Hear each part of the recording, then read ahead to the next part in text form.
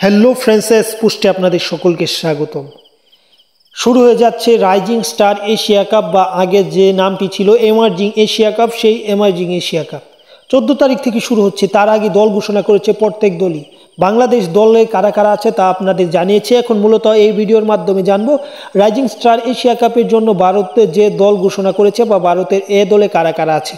আরেকটু কথা না বললে নয়, আর আপনারা অনেকেই মনে করবেন যে ন্যাশনাল টিমের ছবি দিয়ে বা পিক দিয়ে এই ভিডিওটা বানানো হয়েছে, কিন্তু মূলত এ দলের পিক তেমন পাওয়া যায় না, সেই জন্য ন্যাশনাল টিমের পিক দিয়ে মূলত এই ভিডিওটা বানিয়েছি। তাই আপনারা সব কিছু মেনে নিয়ে ভিডিওটা দেখবেন।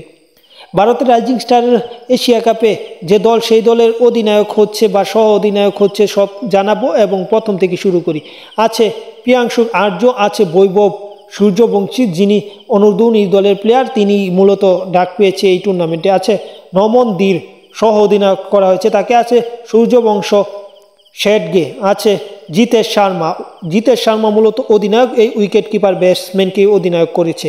আছে রমনদীপ সিং, হর্ষ দুবে, আছে আওতুষার শর্মা, আছে যশ ঠাকুর, আছে গুজরাপনীত সিং, বিজয় কুমার বৈশাখ, আছে যুদবীর সিং, অভিষেক পোরেল, তিনিও একজন উইকেট কিপার। আছে সুয়স শর্মা। মূলত এটা হচ্ছে তাদের দল। নামটি অত্যন্ত কঠিন, কেননা নামগুলো বাংলাদেশের মতো নয়, সেই হিসেবে আপনারা সব কিছু মানিয়ে নিয়ে ভিডিওটা দেখবেন। ধন্যবাদ সকলকে।